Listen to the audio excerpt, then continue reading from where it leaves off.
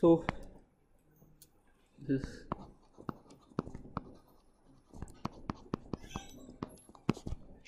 good. So in the last class we started to see what happens if we have nonlinearity.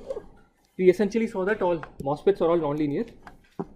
So which means any circuit that you make using MOSFETs will also be nonlinear. What's happening?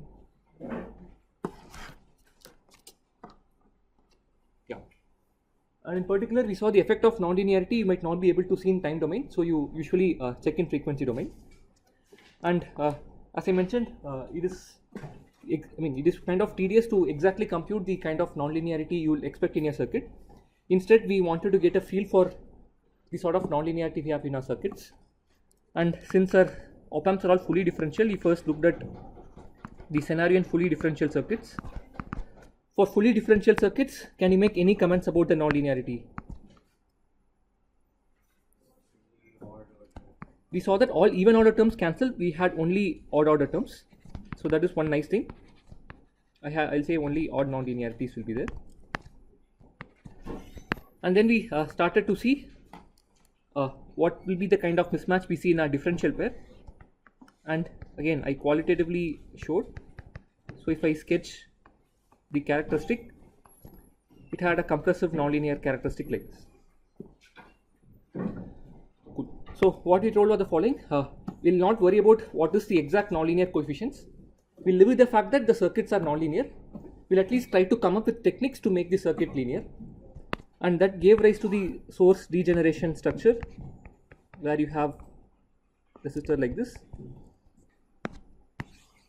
So which means here, if I apply a small signal Vi at the gate, and if I call this R, what is this current approximately? Vi by R, right? So this way you can achieve a very linear voltage to current conversion, right? And towards the end of the class, we sort of recognize that what is making this work is a negative feedback. Let me just see.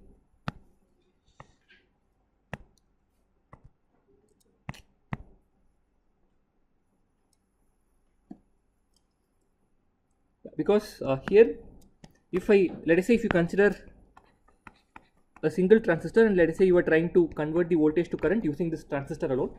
If you increase the gate voltage, the VGS of the transistor, what happens to the VGS? Increases, so the drain current also increases. Whereas here, if I put the source degeneration, if I increase the gate voltage, the drain current initially increases, but then what happens to the source voltage? So which means what can you say about the VGS? That reduces, so the current sort of drops. So this was what was happening. And if you actually see what happens is this. Now, although let us say if I increase my input voltage, ideally if I increase the input voltage by some delta V, how much will the source voltage also change by delta V? So what can you say about the VGS incrementally? Ideally 0. But of course in practice it's not 0, it's going to be small. So the idea is, even though your input is swinging a lot, the actual VGS that is exciting your transistor is not that large. It's going to be really small. If the VGS of the transistor is very small, do you think it will be more linear or non-linear? Because all your small signal linear approximations are valid. So that is why this is behaving more linearly than this. So that's how negative feedback sort of helps. So we'll actually, in today's class, we'll elaborate on what happens with negative feedback in more detail. So let's consider a generic negative feedback model. So I'm sure you have seen this 9,999,000 times, whatever. We'll see it one last time in this course. Let us say this is the forward amplifier, this is beta, this is input and output. And now the deal is the following. The amplifier we have is not a linear amplifier. It has let us say nonlinear coefficients alpha 1, alpha 2, alpha 3. Let me call this signal as VE, the error signal. So the nonlinear function is alpha 1 VE plus alpha 2 VE square plus alpha 3 VE cube plus dot.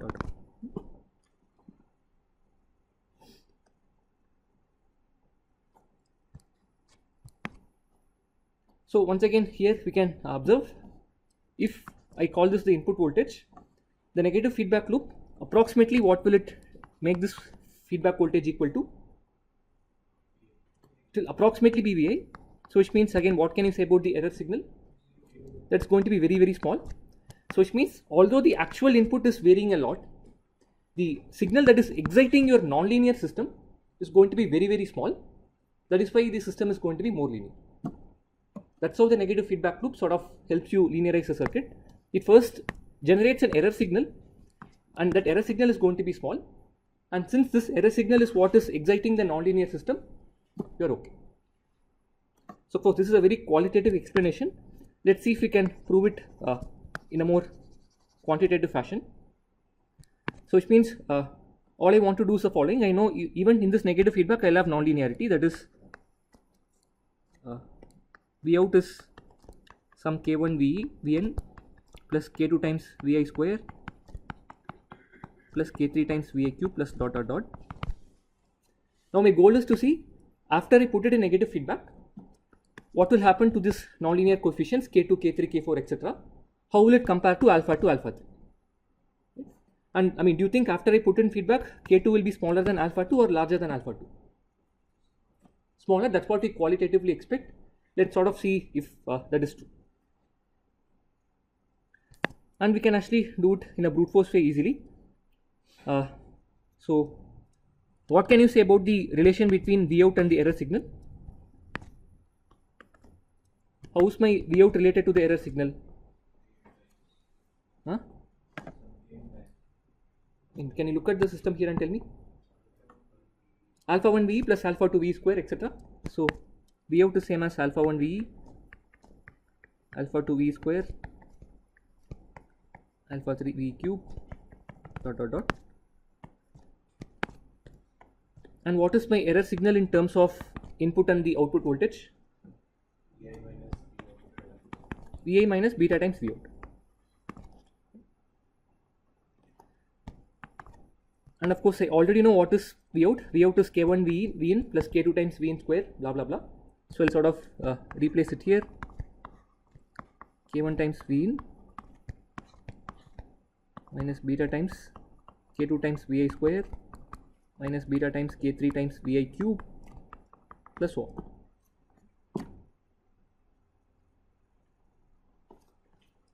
So now I can replace this expression for VE. I can replace this fellow here. So if I do it, I know my V out is K1 Vi plus K2 Vi square plus K3 Vi cube, and this will be equal to alpha 1 times the error signal VE. VE, I am going to replace it with this. So this is Vi minus beta K1 Vi minus beta K2 Vi square minus beta K3 Vi cube plus alpha 2 times this entire term square plus blah blah blah. Right, I'm not writing it fully, but you get the idea. So what I've done is I've gotten an equation that has only the input voltage and the nonlinear coefficients K1, K2, K3, alpha 1, alpha 2, alpha 3. Because those are the only things that, I mean, the known quantities are the input voltage and the nonlinear coefficients alpha 1, alpha 2, alpha 3. I want to find the unknowns K1, K2, K3. So I got an equation which has only those quantities. That's all. Nothing, you know, like complex. So now from here, how can I find K1, K2, K3? Equate the coefficients of, yeah, you can equate the coefficients of Vi on both sides, coefficients of Vi square on both sides, so on.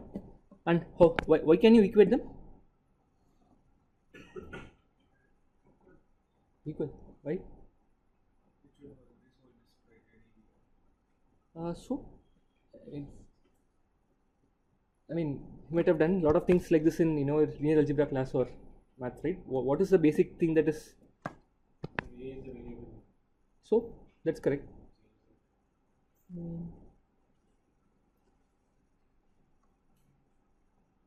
I mean, you will not say if I mean, if I have, for example, if I have K1 times Vi plus K2 times V out is equal to, let us say, 2 times Vi plus 3 times Vout, you might not be able to say that, K1 is 2, K2 is 3. So what is special here? Huh? I mean, this also, let's say Vi and Vout are variables, right? So, I mean, okay. So, have you done any linear algebra course? So, what is basis functions? Yeah, they are orthogonal, or let's say linearly independent. See, it turns out all these functions, Vi, Vi square, Vi cube, are linearly independent, which means if I just have Vi, doing any linear operations on Vi, I can't get Vi square or Vi cube. And here all I am doing is some sort of linear operation, alpha 1 times I am scaling this, alpha 2 times I am scaling this, and so on. So since I am doing only linear operations, I cannot get one in terms of the other. So you can equate, right? And I mean, if you recollect, if you have a polynomial space f of x, the basis functions are 1x, x square, and so on, right? Using these functions, you can span the entire polynomial space. Right? If you remember linear algebra, you can do. And in fact, Fourier transform is the same thing. In Fourier transform, you use these as basis functions, e power j omega t. And if you have two omegas, you can't get one complex exponential by doing any linear operations on another complex exponential. So that is also a basis expansion. So anyways, so you can equate the coefficients, and I will not do the algebra because, as I told, time in my class is too precious for me to do algebra. But if you equate the coefficients, what do you think you'll get for the linear coefficients K1?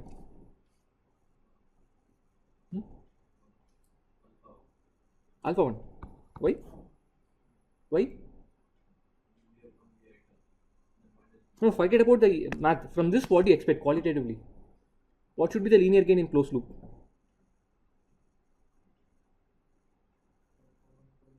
Yeah, why? Yeah, it's negative feedback. I have a linear gain alpha 1. What will be the closed loop gain? What is it? And that's what you'll get. So similarly, if you find the second order term, it will come as alpha 2 by 1 plus alpha 1 beta, I think, whole cube. Similarly, you'll get K3 as something by 1 plus alpha 1 beta whole power 4, and so on. So which means if I have a very large alpha 1 beta, what can you say about the nonlinear coefficients in closed loop? They're going to be small. And what is alpha 1 beta in the system? Yeah, it's a linear loop gain, right? Extra page. Okay. Yeah, this is a linear loop gain in the feedback loop. So as long as you have a sufficiently large loop gain, the moment you put it in negative feedback, the effect of nonlinearity will be suppressed by the loop gain. Make sense? And the limiting case is where if you have infinitely large loop gain, if the loop gain is infinity, what can you say about the error signal? 0. If it's exactly 0, what can you say about Vi and Vout? How will they be related? I mean, what is error signal here? In terms of Vi and Vout, what is error signal? This is 0, so what is Vout? Yeah. So which means it doesn't matter if the system you have is terribly nonlinear, as long as you have a really large loop gain. In closed loop, the output will be very linearly related to the input. And that's exactly the reason why we want to have op-amps with really large loop gain or really large DC gain, because now it's okay. Even if your op-amp is bad, if it's nonlinear, you're fine, because finally your op-amp will be used in a closed loop. And in closed loop, you see that if you have a large DC gain for the op-amp, the effect of nonlinearity is also suppressed. So that is one main reason why we want to have really large loop gain for the op-amps. So that's one nice thing. So it's okay even if your op-amp is nonlinear, you don't have to sit and calculate what is the nonlinearity in your op-amp, because eventually you will use it in negative feedback. So as long as you have large loop gain, you can be sure that nonlinearity might not be a big issue. Make sense? So you can also interpret this or understand this result in a different way that gives a different perspective. Let me copy this.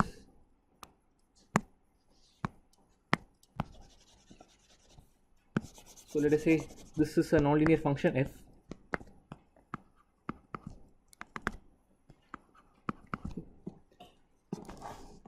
So one way to visualize what's happening in the feedback loop is the following. The negative feedback loop first takes the input signal and generates an error signal VE, and this error signal is then processed by the nonlinear block to give V out, right? And what is the relation between VE and V out?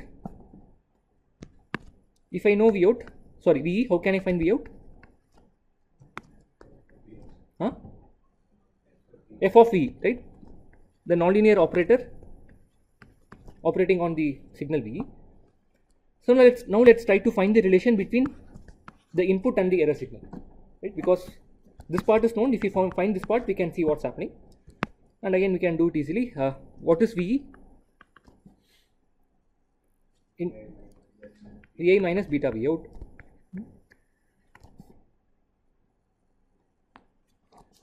And what is V out in terms of error signal? I mean, I want to get an equation in terms of VE and VI, right? What can I do to V out now? F of V.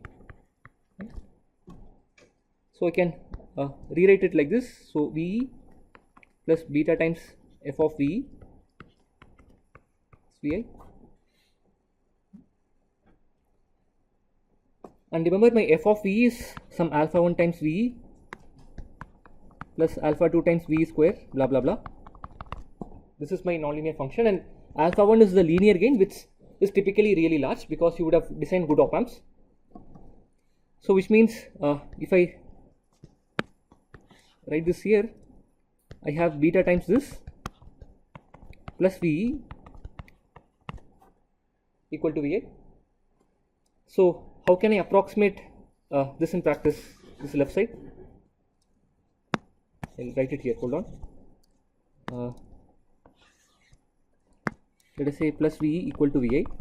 So how can I approximate the left side here? If I know that I have a good op amp with large gain, I mean, okay, if you ignore that, we are not getting anything on nonlinearity. So let's go one down, lower. I mean, among these two terms, is there something you can do? Beta alpha on VE is very less. Why very less? Very large compared to VE. So I can ignore this approximately. So which means I'll ignore this. So this means beta times F of VE is approximately VI. So then what is the relation between VE and VI? How is VE related to VI now? I mean, from this, F inverse of VI by beta.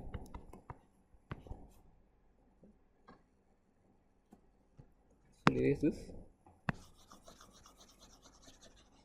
So now we can actually nicely visualize. So what's happening is this. I have, let us say, the input signal VI. First it is getting scaled by beta.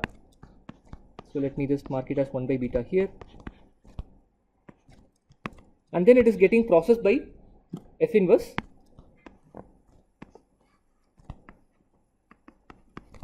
to give the error signal VE. And this error signal VE is then processed by the nonlinear function f to give V out.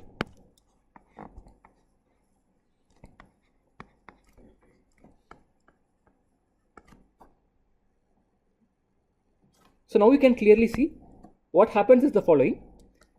When you feed an input Vi, the negative feedback loops generates a error signal VE, and that is related to the input through the inverse nonlinear function. So which means finally when you follow it up with the actual nonlinear function, these two sort of cancel.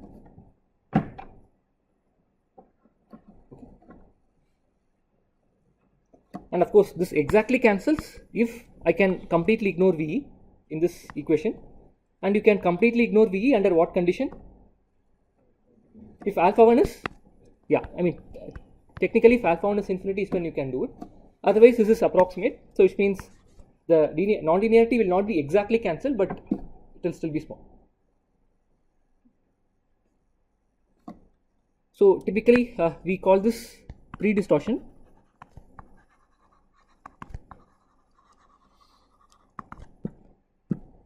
So what happens is the following. Technically the negative feedback loop pre-distorts your incoming signal, so that finally when it is actually passed to the nonlinear block, this sort of cancels the nonlinearity.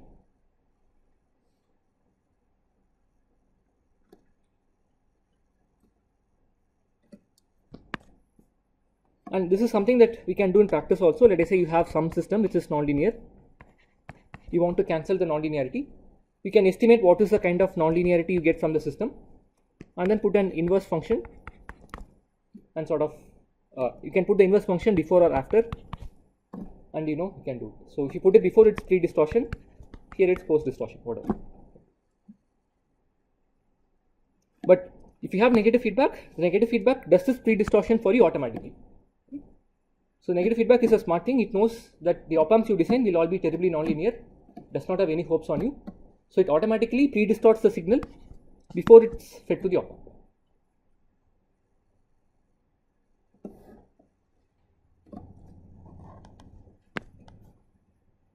Cool.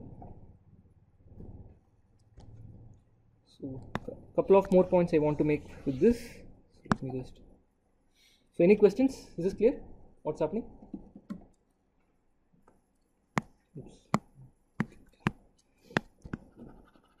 Okay, so now tell me this. Let us say now assume that this alpha 1 is infinity here, but in the feedback path it is not fully linear. Let us say the feedback has a nonlinear characteristic G. But let's say you have designed a very good op amp so that the gain you can approximate as infinity. Then how can you relate V in and V out? How are they related?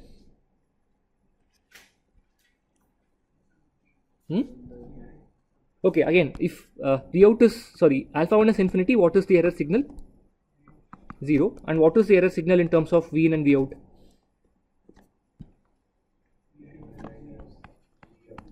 G of V out. So how is V out related to Vi? G inverse of Vi. Should make sense, because earlier when you had beta, the feedback factor when the feedback factor was beta, linear scalar, how was the output related to the input? 1 by beta, that's basically beta inverse. Now it's a function, it's going to be the inverse function.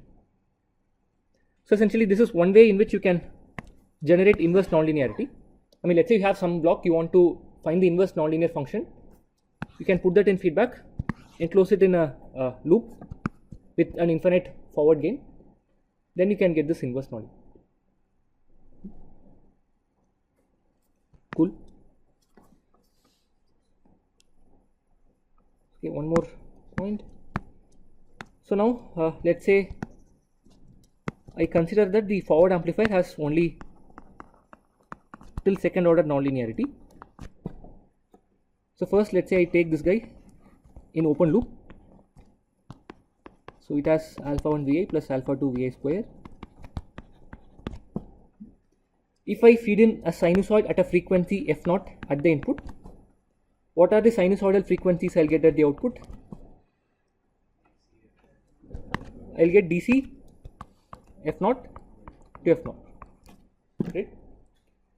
So now let us say I enclose the same amplifier in negative feedback loop and repeat the same experiment. I feed in a sinusoid at a frequency f0. What are the sinusoidal frequencies I'll get at the output? What is your guess?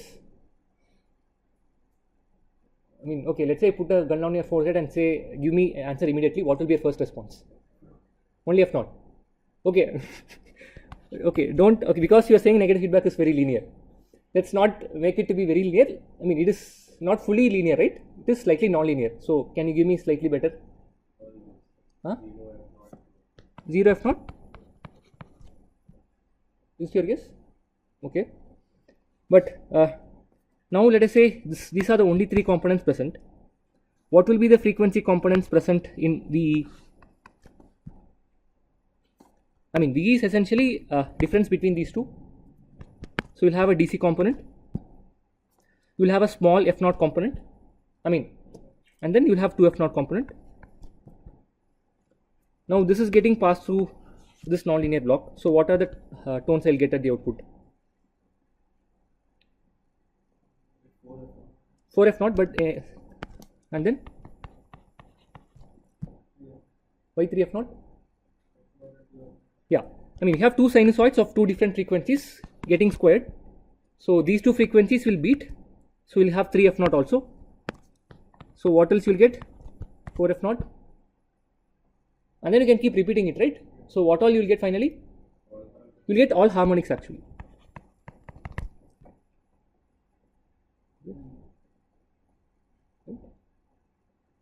So now tell me, looks like when I didn't put this in, feedback, when I operated it only in open loop, seemed like I got only second harmonic. Now when I put it in feedback, I seem to get all harmonics. So now can you tell me if this is more linear or this is more linear? Yeah, it depends on the strength of the harmonics, right? Just because you have more harmonics present here doesn't mean this is more nonlinear. All that depends is the strength of the nonlinear tones. And do you expect the strength of the nonlinear tones to be smaller here or smaller in the open loop case? In closed loop. That is something to remember. Although your open loop system might have only till second or third order nonlinearity, when you enclose it in negative feedback, in your output you will see all harmonics. But that's not a matter to worry, because as long as you have a very good linear loop gain, the strength of all those harmonics will be significantly suppressed.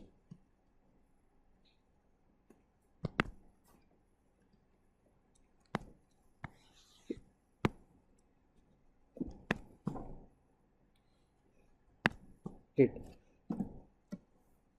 So now that's about negative feedback.